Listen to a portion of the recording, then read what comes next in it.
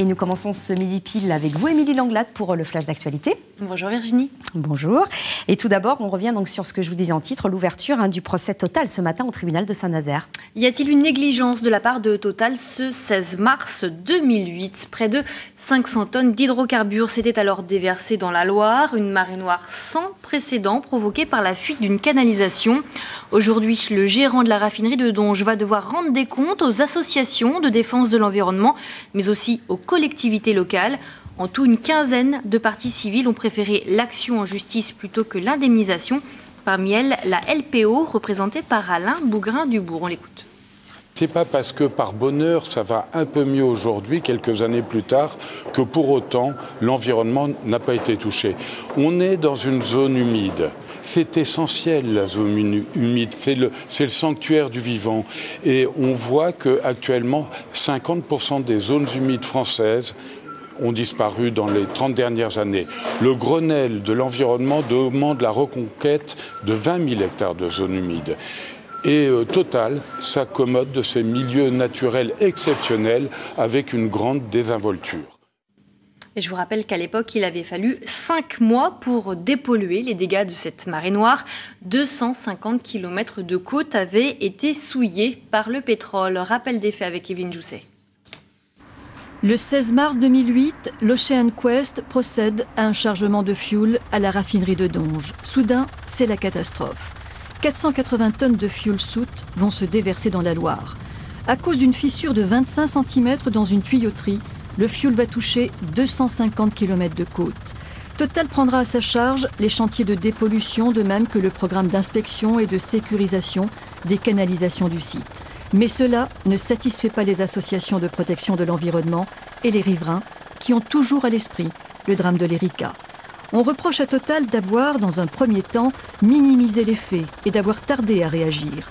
Une information judiciaire pour délit de pollution est ouverte. Le 12 mars 2009, Total Raffinage SA est mise en examen. L'enquête signale une succession d'anomalies, de déficiences, de défaillances, de négligences. Devant le tribunal de Saint-Nazaire et durant 3 jours, le directeur de Total Raffinage SA va devoir expliquer comment cet accident a pu être possible. Face à lui, une dizaine de parties civiles, parmi elles le Conseil général de Vendée et le Conseil régional des Pays de la Loire. Nous en parlions dans le Midi Pile hier. Les facteurs du nord-ouest de Nantes sont en grève et leur mouvement pourrait prendre de l'ampleur. Oui, c'est le 7e jour de grève à la poste de Saint-Étienne de Montluc. Grève qui impacte les communes de Saint-Étienne, mais aussi de Vigneux, Cordemais et Le Temple. Les facteurs s'opposent à la réorganisation de leur temps de travail et leurs collègues de Sautron ainsi que de Couéron pourraient rejoindre le mouvement dès demain. Explication d'Éléonore Duplay de Frédéric Grinchec. La direction tente de parlementer pour éviter l'extension du mouvement. Les salariés de Saint-Étienne de Montluc sont venus pour convaincre leurs collègues de rejoindre la grève contre une dégradation des conditions de travail. On a déjà eu une organisation en 2008 qui avait déjà supprimé des postes de travail. Là, on nous en supprime 2 autres, contrairement à ce que dit la direction. On a un départ en retraite qui n'est pas remplacé. On a des collègues qui sont déjà partis et qui n'ont pas été remplacés. Donc, voilà, on nous dit maintenant on dit stop.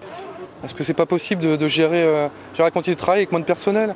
En cause, le plan Facteur d'avenir, un modèle national prévu pour pallier les pertes engendrées par l'arrivée de nouveaux concurrents. Il y a 5% de baisse de trafic en moyenne par an sur le département de Loire-Atlantique. Donc si nous voulons maintenir la quantité de travail pour nos agents, c'est-à-dire ces 35 heures, nous devons réorganiser en permanence nos centres courriers. Demain, le mouvement doit s'amplifier avec des préavis de grève à Couéron et Sautron. Déjà, on peut dire que demain, Sautron sera à 100% en grève. Et pour avoir discuté avec les salariés aujourd'hui, ce matin de Couéron, on peut dire qu'ils seront à 80%, voire plus demain matin. Et puis mardi prochain, les syndicats ont déposé un autre préavis pour l'ensemble du département.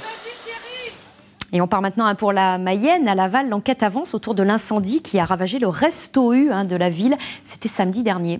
Oui, s'agit-il d'un acte de malveillance ou bien d'un feu de voiture qui s'est propagé? L'étude des images de la vidéosurveillance devrait apporter des précisions dans les jours qui viennent. Mais ce qui est déjà certain, c'est que cet incendie n'est pas accidentel. C'est ce qu'a précisé hier le procureur de la République. On l'écoute. L'incendie, visiblement, serait d'origine volontaire, puisqu'on a eu plusieurs foyers d'incendie à proximité des lieux du restaurant universitaire. Donc un sur un sentier à quelques dizaines de mètres et l'autre près de ce véhicule qui ensuite s'est propagé sur le bâtiment du restaurant universitaire, ce qui nous laisse penser le caractère volontaire de l'acte. Le plus important colloque de planétologie a lieu en ce moment à Nantes. Et c'est l'occasion, Émilie, de faire un petit tour dans l'espace. Oui, plus de 1200 chercheurs du monde entier sont actuellement réunis à la Cité des Congrès de Nantes. Des chercheurs qui ont bien sûr la tête dans les étoiles. Et c'est pour nous l'occasion d'aller voir ceux qui sont allés sur Mars et qui en sont revenus. Reportage de Christophe Amorieux et de Dominique Lemay. MSL Curiosity, c'est le nom de ce rover martien dernière génération. Sa mission, se poser sur Mars en août prochain. Mais mieux que les images de synthèse, cet engin extraordinaire est visible ici, à Nantes, en grandeur réelle, pour l'exposition Voyage planétaire. Et c'est une première, il y a à ses côtés les 2 autres robots qui sont déjà allés sur Mars.